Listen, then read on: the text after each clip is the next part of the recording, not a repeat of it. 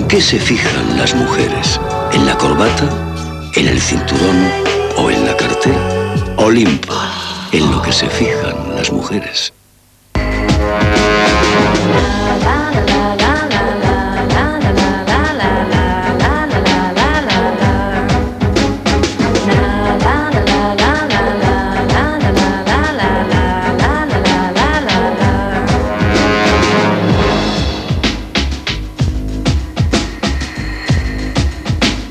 El torete al final se juega la vida en un último quiebro que define bien su lealtad hacia un amigo que es su enemigo natural. Aquí seguimos con los invitados de la noche. José Antonio de la Loma, buenas noches otra vez. Hola. Jesús Palacios, buenas noches. Buenas noches. Ángel Colodro. Ay, pues se coge mucho cariño al personaje y a la persona del torete. Y realmente intuyes el final, que va a terminar mal, pero da pena. Yo insistiría en que nos contaras cómo fue el rodaje con el torete, cómo era él como persona. Bueno, como persona, pues naturalmente no dejaba de ser un chico de la calle que se supo subir al tranvía que pasó Claro. de una manera así fugaz, pero que se convirtió en vez de una película en 3 películas, y que en ellas, cada uno de ellas, pues era una superación más. Y además, pues un éxito, además de taquilla, que es importante, Claro. para poder perseguir así las películas y seguir poder haciéndolas, que era en el fondo nuestra labor. La meta, claro que sí. Se le coge cariño, ¿eh? La verdad que el Vaquilla, que ha sido otro de tus chicos, chicos, sí. ¿Te ayudó en el guión de Perros Callejeros o colaboró contigo de alguna manera? Bueno, de una manera así muy somera, ¿no? Porque era muy difícil. Él, en cambio, como actor, cero. El Vaquilla cero. Totalmente cero. Para rodar, para todo esto sí, perfecto. Todo. Va todo. Pero nada, volvió a salir otra vez en Yo el Vaquilla, precisamente en la película Yo el Vaquilla. Naturalmente no tuve más remedio que sacarlo, pero con un papel distinto y hablando él así, pues tan mal como hablo yo. Yo quisiera que habláramos del final de la película, que toda la película estás pensando que realmente el torete va a acabar mal, pero el final se puede interpretar, dependiendo de quién lo juzgue, de una manera moral o no. Quiero decir, termina mal porque el género necesita que termine mal para calmar las conciencias de la sociedad que está viendo la película, o termina mal de una manera realista porque realmente terminan mal porque todos están muertos. Exactamente. Sí, yo creo que hay un poco las dos cosas, ¿no? Es la tragedia. Claro, exacto. Es que la película, y aparte el género en sí mismo, que la película, ahora que la acabo de ver, me deja fascinado porque respeta al máximo todas las reglas, digamos, no escritas del género de rebeldes juveniles, de pandillas. Sea una película americana, italiana o en este caso una película española, pero la respeta de una forma casi intuitiva, inconsciente, y eso implica inevitablemente una tragedia final. Pero es que además, como hemos visto, como él mismo nos ha contado, es que realmente todos acabaron más o menos así. Entonces hay una vez más esa fusión entre realidad y ficción que es lo que la hace tan interesante y tan particular. ¿Y qué me diríais de ese off del principio de la película? Ese off sí tiene una carga moral consciente del autor, porque es el propio director que da un mensaje. Sí. ¿Por qué creéis que está ahí ese off? Bueno, tanto ese off como el detalle del cura del reformatorio, que al hilo de lo que nos comentaba ahora, de que antes él había sido profesor, yo creo que ahí es donde se ve reflejado. Yo creo que mis raíces.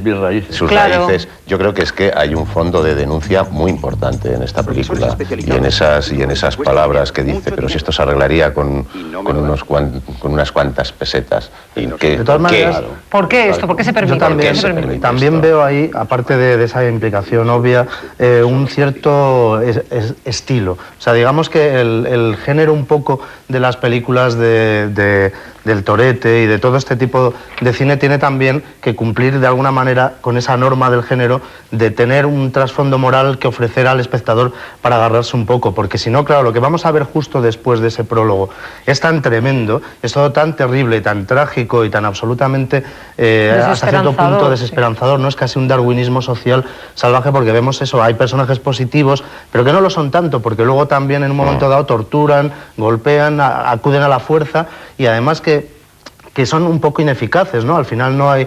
Resulta que pueden más las leyes de la calle, las leyes de los gitanos y los payos, que ninguna otra cosa. Entonces, un poco para dar esa visión del mundo tan tremenda y tan crítica, pero tan ácida, hay que poner esa pizca de prólogo que nos lo haga un poco admisible. Yo creo que además esa es una gran tradición del cine de serie B y del cine comercial, ¿no? El poder dar un mensaje a veces muy amargo, pero ofreciendo siempre un poco una coartada, un asidero al espectador.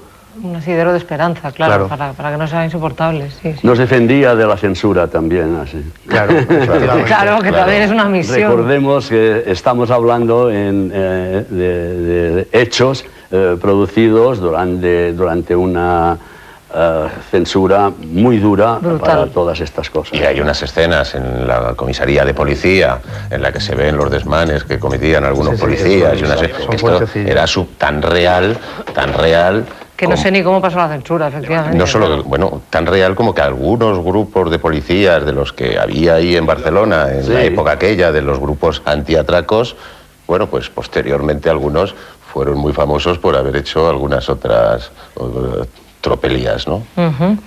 El torete, el vaquilla, el carica, el fitipaldi, el corneta, el pijo son nombres para un género que los convirtió en estrellas de cine, sumándose a la nómina de delincuentes que desde la realidad o desde la más pura ficción han atracado las taquillas del cine español. Con vosotros, el AMPA Española.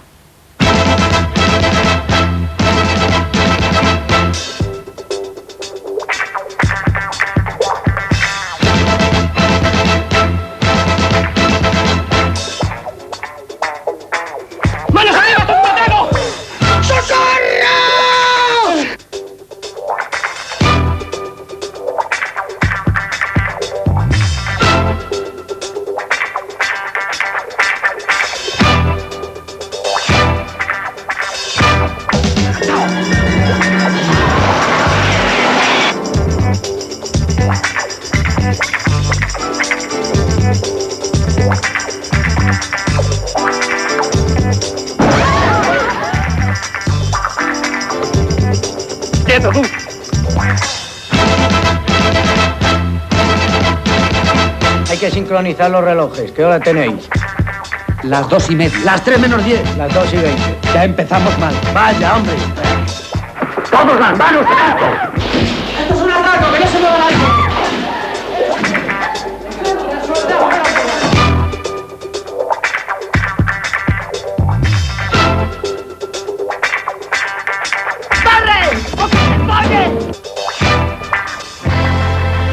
Venimos de hacer un repaso por los delincuentes más famosos del cine español, delincuentes de verdad, porque a ver si se va a malinterpretar la expresión. Y yo creo que es que alguien llene la pantalla es algo absolutamente perturbador para el propio actor, que cuando nos vemos en esa pantalla con la imagen absolutamente enorme de nuestros propios gestos, nos censuramos, nos cuestionamos, nos asustamos. Pues, ¿qué significa para un chico de barrio, un delincuente con una condena pendiente, el éxito? El éxito de una película como fue esta, que es que fue un fenómeno. Bueno, no lo supieron asimilar, no lo pudieron asimilar. Fueron empeorando cada vez en el aspecto, aunque no de una manera cinematográfica, es decir, cinematográficamente ni hablar. Porque para ellos, rodar era la sangre, ya era, claro, les salía por todos los poros, ¿verdad? Pero no supieron convertir el éxito de la película en algo en donde ellos podían sacar no solamente el bastante dinero que se les pagaba, sino además algo con lo cual poder salir un poco, empezar una vida nueva, decir, bueno, esto en el cine está muy bien, en el cine es muy bonito y está muy bien, pero no, ahora resulta que no, que con esto, con este dinero, cobraban bastante, mucho más de lo que os podéis imaginar, sino que os aprovechéis pues para entrar en una academia, para buscar salir de la marginación. Para salir de la marginación. Salir de la marginación. Sí, está claro, es un arma de doble filo. Ahí choqué, yo hice todo lo posible, pero fracasé rotundamente. Claro. Rotundamente, porque se me morían de 3 en 3. Claro, qué horror. Cuando se terminó, eso siempre me ha quedado un resquemor de que me dijeron, bueno, en el fondo yo soy culpable también por haber puesto en sus manos una vida distinta, que la han querido ellos después pasar una vez más, y al pasarla una vez más hacia la realidad, pues resulta que entonces caen en la muerte, en los diferentes choques, en donde los choques no está Remy allí, no está Remy Julien, sino que está la piedra última de un barranco donde se despeñan. Está ¿entiendes? claro, y te despeñas de verdad, porque yo supongo que para un chico de estos de pronto verse con dinero, con un piso, con un trabajo, con la fama... Claro, es parte del drama de sus propias vidas. Es que realmente, claro, se puede convertir en algo traumático, ¿no? para decirlo así, ¿no? O sea, que realmente... No estamos hablando, como decíamos antes, de actores profesionales o de gente del medio, sino gente que de repente tiene ahí un atisbo de una forma de vida y tal, pero no tiene, digamos, tampoco la educación o la cultura para poder sacarle provecho y bueno, pues vuelve un poco al círculo, ¿no? Ir a otro camino era imposible para estas personas volver a otro camino. Para ellos es que probablemente no tendrían ni concepto, ni siquiera el concepto de lo que era el éxito cinematográfico de la película. Del éxito ni de otro camino de vida, porque desde fuera es muy fácil decir, pero hombre, si te da el éxito, tienes dinero, tienes posibilidad, reconocimiento social, sal de ahí, dices, ¿y hacia dónde? Pero si yo me he criado, toda mi gente se mueve en estos parámetros. Es que para ellos el éxito era ser el que daba el mejor palo. De todas maneras, a mí me gustaría, porque hemos perdido un poquito la perspectiva cinéfila, ¿no? Y yo que acabamos de ver la película, estoy realmente impactado porque es mucho más violenta de lo que yo recordaba de antaño. Es fuerte, es una película que viéndola, además, yo sí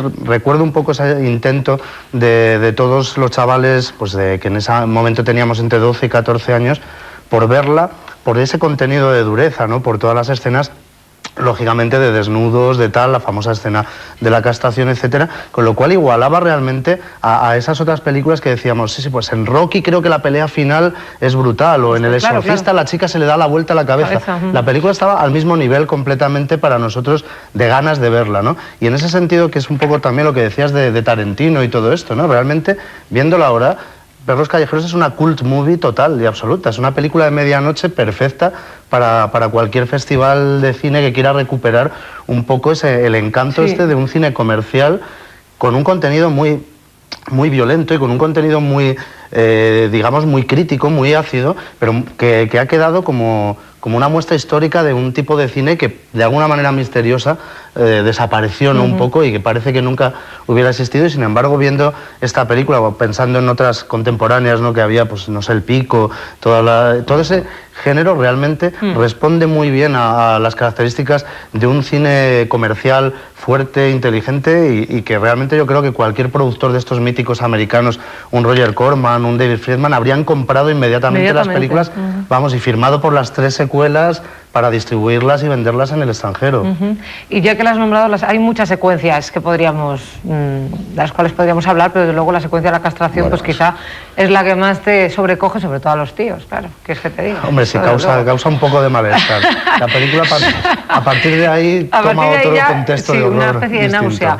Pero además, o sea, tal como está rodada, que es que no se ve realmente, o sea, no, simplemente está muy bien. Simplemente se ve la navaja de escalofrío. No lo cuentes otra vez, que te arrugas. Que recuerda aquella ecuatoriana que le hizo aquello a su marido, ¿no? Dice, joder, pues la verdad es que... Lorena Bobbitt. Exacto, que después se lo cosieron. No, pero él ha sacado mucha tajada, se ha convertido en actor porno. Sí, por eso se lo cosieron y hicieron una cosa muy aparente. No, pero te quería preguntar, ¿hasta qué punto esas secuencias son sensacionalismo o no lo son? ¿Son necesarias o no?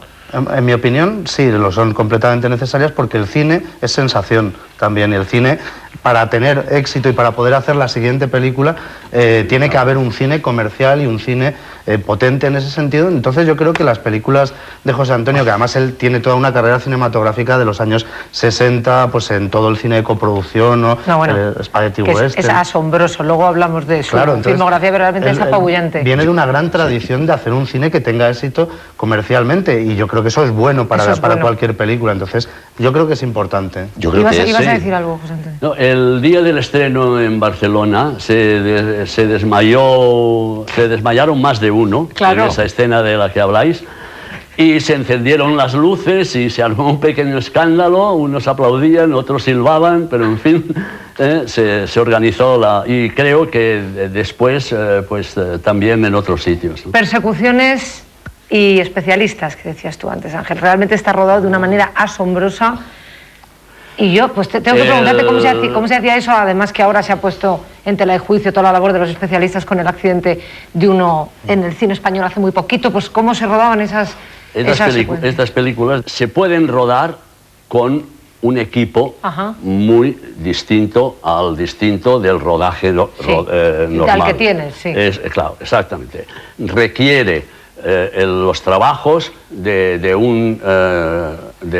un especialista como Rémy Julien. La maquinaria, ya veréis con lo que he traído yo ahí ahora en esa cartera, hay fotografías donde se ven todos los cámaras cars y sobre todo, vamos, lo más tremendo que se hizo fue en la 2. En la 2 ya fue... Perros Callejeros 2. Perros Callejeros 2 es mucho más tremenda, es mucho más... no en los puntos estos que vosotros habéis tocado ahora, sino en la cuestión de acción, en decir, acción. Sí. Imagínate que una de las cosas que se me ocurrió a mí, que a veces decían, pues oye, no tengas tantas ocurrencias. Que peligramos todos. Desde en Barcelona, por ejemplo, desde el principio de la Rambla Cataluña, meter tres coches a toda velocidad por el paseo de la Rambla Cataluña interior, por el paseo, desde el principio hasta el final, que son 14 manzanas. En plena Rambla Cataluña, imagínate. Y persiguiéndose uno detrás de otros, pero sin cortar el tráfico, Es decir, que nos jugábamos la vida, pero bien. Ahora, teníamos, lógicamente, guardias en cada esquina. Pues bien, siempre pasa algo. Claro. Porque lo que pasó fue que de repente, cuando ya iba todo bien, un taxista se metió otra vez, no haciendo caso al guardia, se metió y bueno, le pasó el coche de Rémy, le pasó rozándole de tal modo que el tío paró en seco y se arrodilló porque diciendo, me salva la vida, se había muerto. Se había muerto el tío de miedo, y nosotros también, de miedo. Bueno, pero vamos, pudimos terminarlo, pues siguió todo bien y lo hicimos una vez más de golpe seguido. Y fue bastante audaz hacerlo. Pero de todas maneras el Torete y esos chicos yo creo que conducían tal como se ve, igual de bien, vamos. De todas maneras es un disfrute oír comentar el rodaje de una escena de acción así a un director español, porque la mayoría muchas veces, no quiero ser malo, pero parece que cuando meten una escena de acción es porque no les queda más remedio. En cambio estamos oyendo hablar a un señor que hacía películas de acción y claro, hay una diferencia de concepto, de ahí que a lo mejor haya costado tanto, que ahora un poquito parece que lo estamos recuperando, ¿verdad?, en el cine español, el interés en hacer un cine en el que la acción esté considerada como un elemento importante, primordial, y no como algo que dices, voy a contar la vida de estos chicos y cuando no me quede más remedio meteré un tiroteo o meteré una persecución, porque entonces queda, como pasa en muchas películas, falso, queda artificial, sino pensando desde el principio en la acción como uno de los motores de la película, y es impresionante. Acción, géneros, coproducciones con Italia y Francia, superproducciones con Estados Unidos, más de 50 películas como director, más de 100 como guionista. Todo esto es la filmografía de José Antonio de la Loma, que en sí misma es una película de aventuras.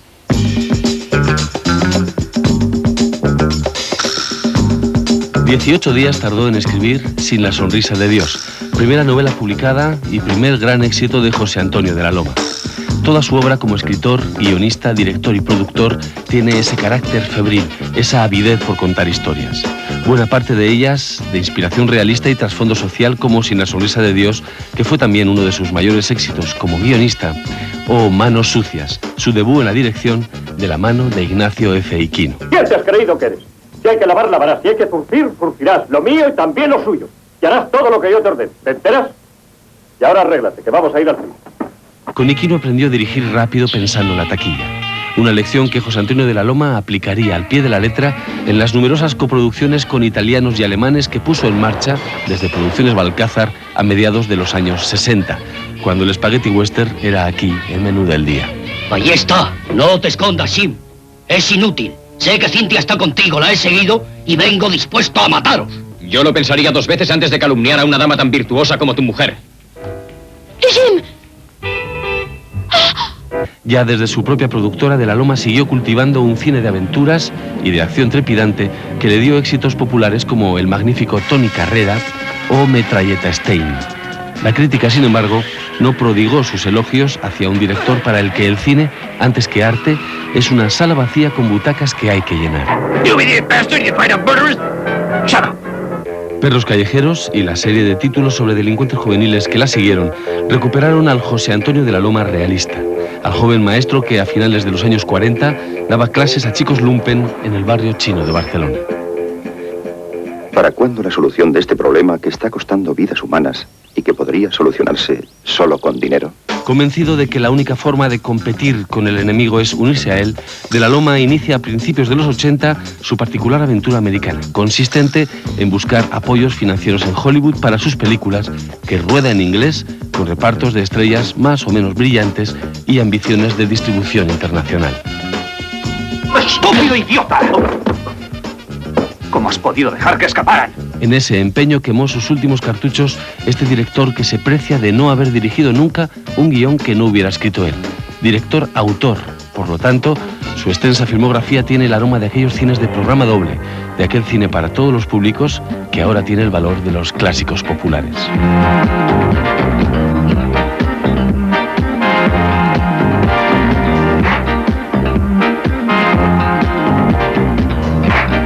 Lo normal es el terror al folio en blanco y tú en 18 días escribes tu primera novela, Sin la sonrisa de Dios. Sí. Tardas solo 18 días, novela por la cual recibes premios. Haces guiones en una semana, que tienes más de 100 guiones. No tardas más de 6 semanas en rodar una película. No haces más de 3 tomas.